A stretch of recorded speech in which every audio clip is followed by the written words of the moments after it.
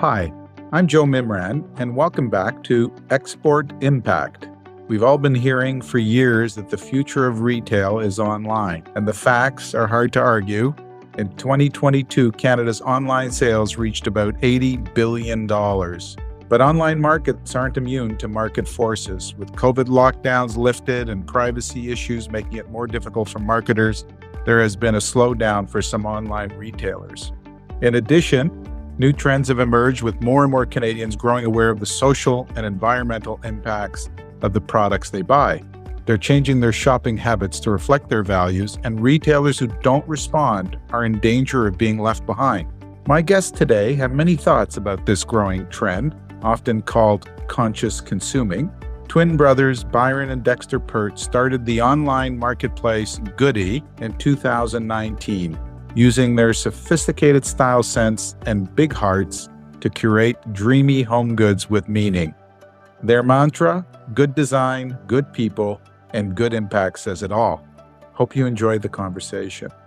I'd like to begin today's episode by acknowledging that we're recording from my office in Toronto, which is on the traditional unceded territory of many nations, including the Mississaugas of the Credit, the Anishinaabe, the Chippewa, the Haudenosaunee, and the Wendat peoples, and is now home to many diverse First Nations, Inuit, and Métis people. We value taking this moment to deepen the appreciation of our Indigenous communities wherever we are, and to remind ourselves of our shared debt to Canada's First Peoples. Welcome to the show, Byron and Dexter. So happy to have you here. Thanks, Joe. Super happy to be here. Great to be together. Let's start by having you tell us just a little bit on both of your backgrounds. You got twin brothers here today. So you've got Dexter, the younger of the two brothers by 59 seconds. A little bit about our background. We started our previous company, which was called Want Les Essentiels, back in 2007. Before that, we also had a distribution company called Want Agency that we launched in 1999. It's been well over 20 years that Byron and I have been deep in the fashion lifestyle business. We ended up exiting Want Les Essentiels in 2017 to start up Goodee in 2019.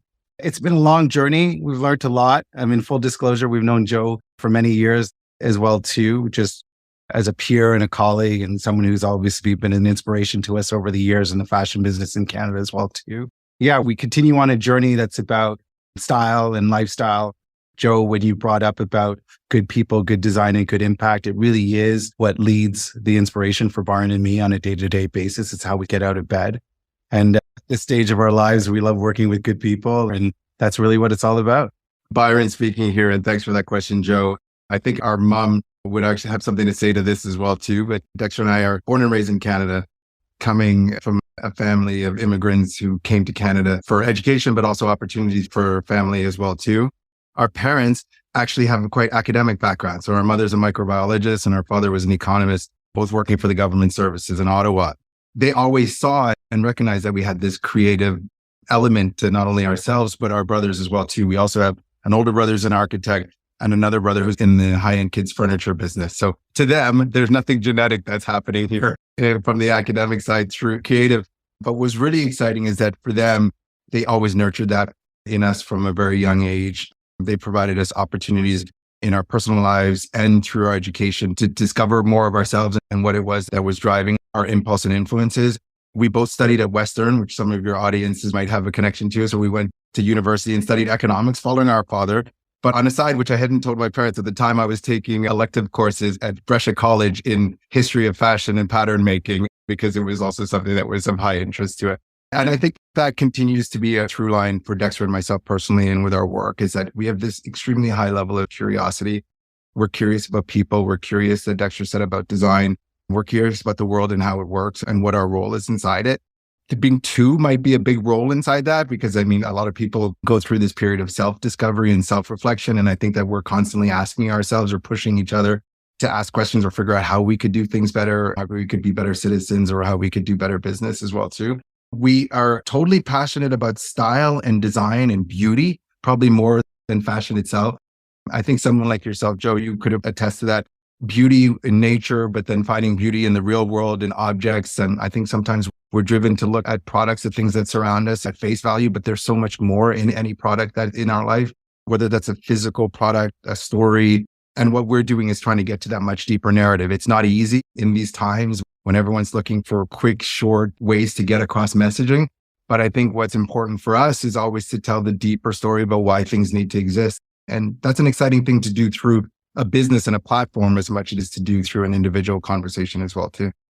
I think you've got such an interesting story. Your twin brothers, you both have incredible taste level, and it shows in everything that you've ever done. I know your products intimately well and have followed your careers. So it's always curious to me as to how people get on when it comes to creative decisions, because it is so subjective. It was a big shift for you guys to go from apparel-based, accessory-based business to now being a marketplace for home products primarily is how you started. What was a big motivator of making that shift?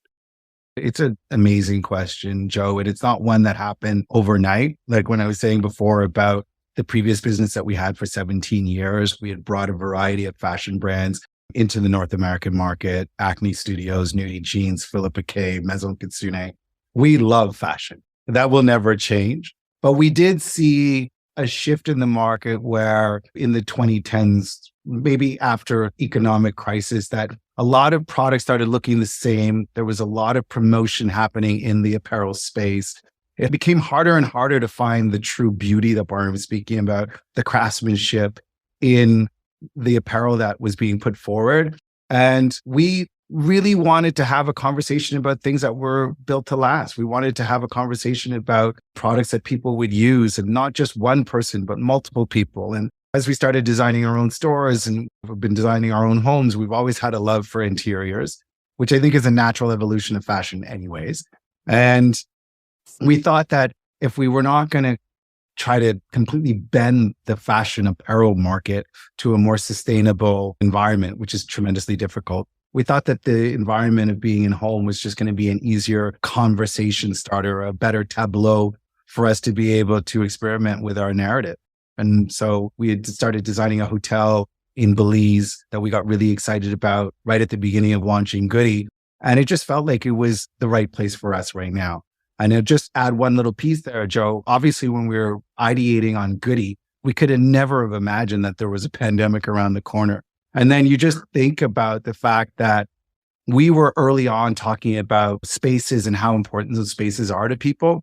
And to have the pandemic, it almost was able to crystallize how important space is, how important the things that surround us are, and how we cherish these environments. And so that was the impetus for Goodee. Maybe we had this keen eye or an ability to be able to see the future a little bit, but it's just been a really interesting environment to be in, to talk about home and decor for people. And I think that's been really exciting for us. You talk about the aesthetic, but there's also this conscious consuming that's going on. And I think people are voting with their wallets in terms of where social platforms that they want to support and products that they want to support. Talk to me a little bit about that, because I think Goodee does do that, right? This conscious consuming. Who's your customer and how do you make your decisions on the products you buy? I think that's a great point where you were before, Joe, just about the proliferation of product. We've been driven to this consumerism from the companies that are in the market in all ends of the business that are constantly expecting us to buy more, to consume more, whether that's the foods that we eat, the clothes that we wear, the cars that we drive. I think that what we recognized early on with our project at Goodee was that there was an education piece to this as well too. We had to inform, and we couldn't just only expect that a customer, just by putting a labeling on something or saying that it's doing good, that we had to show them and also educate and give more meat on the bone for that. And I think that's what is really our unique approach and what's resonated with our audience, because they're looking for a trusted destination. We recognize that it's very difficult for consumers to make choices when they walk in. If you just take the simple idea of walking into a grocery store and everything has some kind of label on it, like how could you get that customer to believe that your label or your narrative is true and honest? And our approach is we want through this platform that we might take longer for them to go through that buying process or gifting process, but that we are going to inform them and educate them and build that trust together with them. So how do we do that? First and foremost, for anyone who's listening to this, if you come on the platform, every product and brand has an associated value, and in many cases, multiple values that brand and product support. So that someone who's, and as you just said, who's looking to buy and consume or give a gift with their wallet is able to do that and really attach something that's important to them to the product that they want to bring into their lives.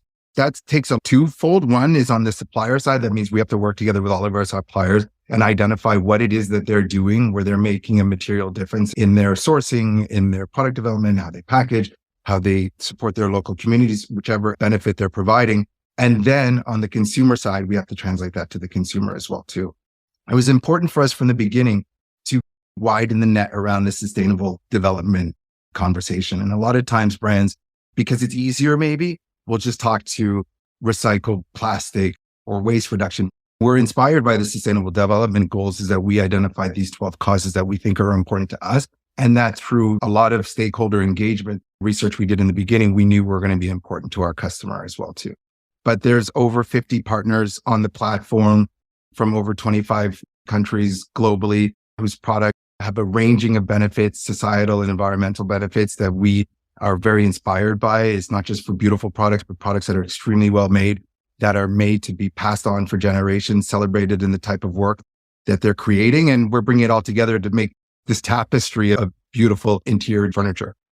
That longevity of product is so critical. Who are your primary customers? I mean, do you sell to just individuals or do you also sell to other businesses and wholesalers? I think that from the very beginning, we thought about the end consumer because like most entrepreneurs, we were thinking about like what we were looking for. We knew that we wanted to make a better choice in the decisions that we were making. And there wasn't necessarily a platform that was able to do that for us. So we've always been thinking about the end consumer as our main audience. And that's why we launched as an e-commerce first business. And we really launched on day one, thinking about this as an e-commerce platform.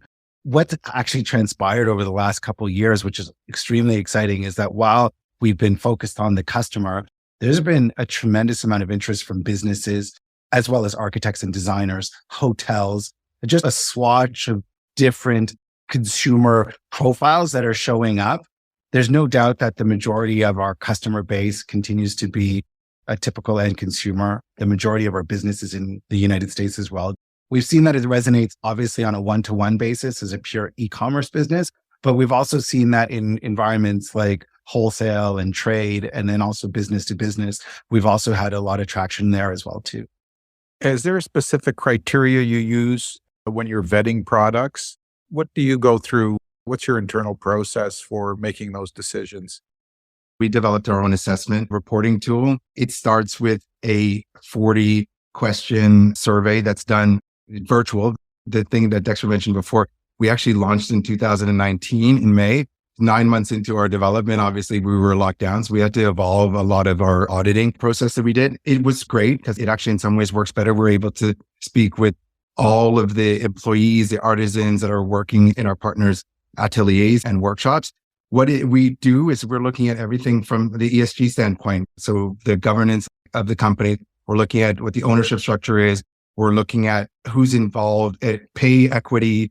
It's quite a lot of information, specifically around resource management, materials. We're looking at waste reduction initiatives that companies are taking and making. We happen to be ourselves a B Corp certified company. I also happen to be a board member with B Lab North America. It was important for us to be part of an ecosystem that was not only saying it's doing good, but reporting on that basis. And what we did with Goodee is we brought that same mindset into our business. So all of the partners are not only coming to us and saying, okay, yes, this is intensive what you guys are asking us for, but we want to work together with you because we feel like we're a part of a bigger ecosystem that's making change. It's fully through product, but also how companies are operating and how they're running their businesses. It's robust. And then the one thing I'll say to add to that is that already in our second year of business, we had published an impact report, which is, for a company of our size, was also quite significant. And now we've done 2, and we have our third one coming out in May as well too. So all of that information that we're not only collecting, but we're monitoring, we have a impact framework plan of development. All of our partners are along that journey with us, and we're reporting to our end consumer. And it's right on the homepage when you come on the platform, so you could see the effect and the impact of that work that we're doing. That's excellent. And you're currently exporting, I think you were saying 85% of your products are exported to the US at this point, which is pretty significant. And that's really the main goal of these podcasts, is to encourage Canadian entrepreneurs to embrace exporting and to learn from wonderful entrepreneurs like yourself. Just talk a little bit about the decision to really push into the US. What were some of the hurdles that perhaps you had when you first entered into the US market? Byron spoke before about how we launched before the pandemic. I think that the United States is already a pretty noisy market. It's not for the faint of heart to be able to go into the US and try to make a splash and try to get traction and try to build awareness and customer engagement. We very early on, because we have had a deep background working in the United States, we felt comfortable that we would be able to crack into the market, but it was tough. I mean, the first 9 months, it was a little bit crickets at the very beginning, like starting out any business, but we stuck with it. We persevered because we knew not just for the size of the market, but we had an understanding that the stories that we were trying to tell were going to resonate in the American market. America's 332 million people. I don't think that what we do resonates in the entire country, but there's no doubt that there's pockets, coastal pockets. And then we've seen California and New York are by far our biggest areas of penetration, but we're also penetrating in Seattle, in Portland, in Austin, in areas in and around Miami. And so there's a variety of opportunities within the US. I think what we always tell young Canadian entrepreneurs is to try to build a product or a story that is strong enough that it would work for an American audience, not just a Canadian audience. And then when you do that, just to have discipline to be able to push through. We got lucky in the sense that when everyone was back at home, we were able to tell a story when people were more attuned to listening because they weren't living these crazy frenetic lifestyles. And they just tapped into the story that we were telling. And that gave us the opportunity to build what you were just saying before, Joe, that kind of penetration in the US. Frankly, we hadn't even been able to travel into the market, but we were able to communicate in that market through a tremendous amount of really great press because what we were doing was different. Even though it was coming from Canada, the press really resonated with our story. We were able to do some really great things from a marketing standpoint internally as well, too, and tap into the US market. It's a challenge. It continues to be a challenge today, Joe, trying to be able to cement a young brand in such a large market. I think there's a few Canadian brands that are in the American graveyard, but we're working at it every single day. You got a tremendous amount of PR as well. I think you should pat yourselves on the back because the PR that you received is highly unusual for such a young company. You can maybe talk about that. And also, was there any particular services or programs that you took advantage of to be able to help you in buying inventory, financing your business? I think a couple of things that came to mind right away. One of them was more operationally tactical from us, Joe. When we launched Goodee, we put our first third-party warehouse in the middle of America. Before we even opened up the company, we knew that it was very important for us strategically to even plant the inventory that we had in Missouri. Not the sexiest place in the world, but directly in the center between California and New York. And it's 2 to 3 days trucking to each one of those places. It was important to us that logistically we were able to operate in the US from day one and not have those sort of tensions on the borders of having goods that were in Canada and then having to cross-dock them and do extra documentation. And so those things were critical from the very beginning, specific to some of the early opportunities that we had. I think anytime you come to business as a second-time founder, it's obviously easier than if it was a first time, because Byron and I had exited our previous business, whether it was meeting with investors, meeting with banks, meeting with potential suppliers. We probably had a little bit of a leg up, but that's also a function of the fact that we're in our 50s now and we've been at it for more than a minute. But one of the things that we did do specifically with EDC early on when we were looking for additional loan financing was EDC had a matching program for line of credit, and they were able to match the bank that we were working with to be able to support that. And so I think that was one thing that was an important element to us being able to have the kind of additional capitalization in the business outside of the equity that we had raised inside the business. And we were able to do that quite early.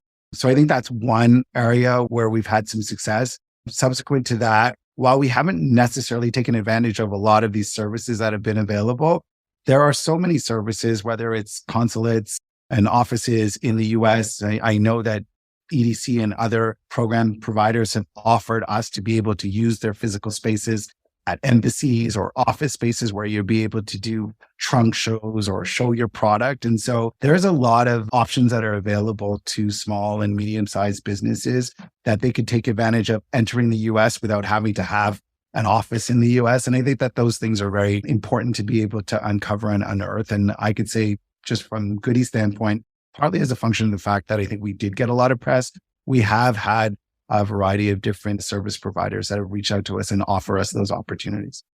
That's terrific. And I know that when I was building my businesses very early on, the early days, I spent 60% of my time raising capital. Unfortunately, EDC wasn't around to help, and we were exporting into the US. So it's quite a leg up when you can get that kind of support from someone like EDC. I'm just going to shift gears here just for a second. Diversity is a big word these days, and it is at the core value at Goodee. I understand that 50% of your offerings come from female-owned businesses and 40% is BIPOC-owned. Those are amazing statistics. I would love to get your thoughts on all of that. I think from the very beginning, Joe, our position was that there was a lot of amazing product, a lot of great craftspeople and artisans from around the world that were not necessarily getting noticed.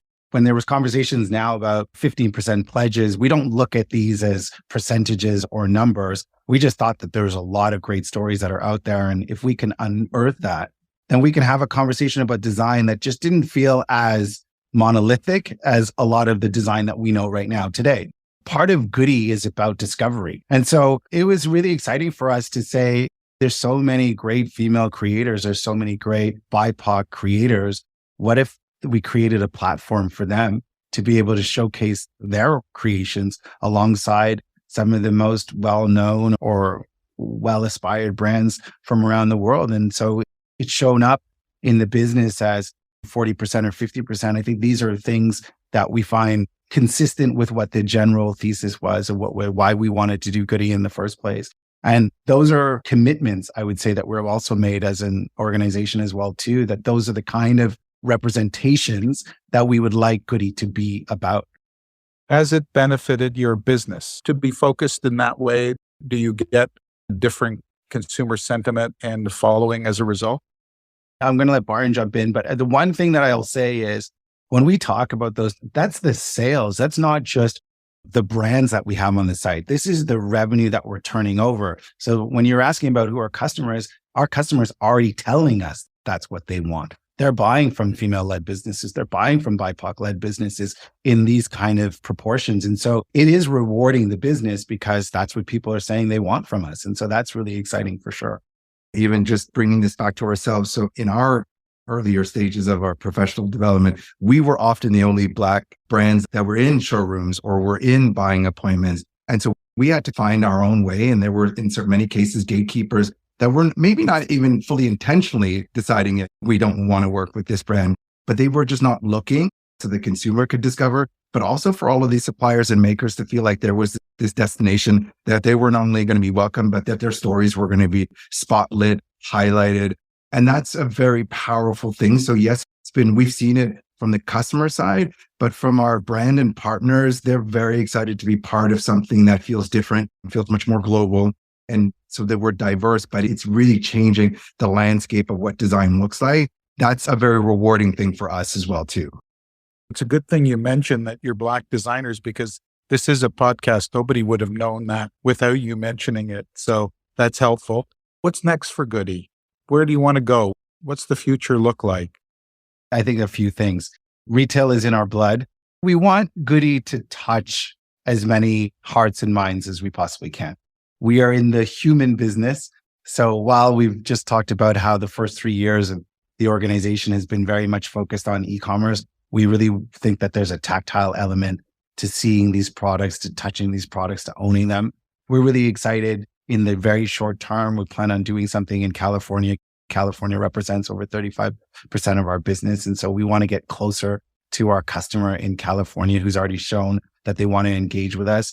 On the longer term, obviously, we see a great opportunity in working directly with architects and designers in trade As much as we talked about before about having these amazing items in people's homes, we love the idea of having them in hotels and office spaces. And that's the natural transition of what we're already seeing inside the business as well, too.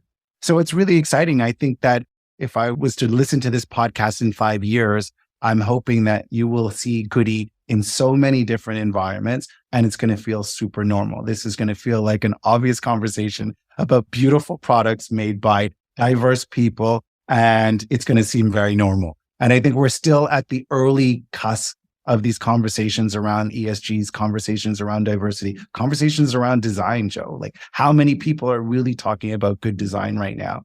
And I think that any conversation that we want to be a part of includes buying better. And we want to be at the forefront of that conversation.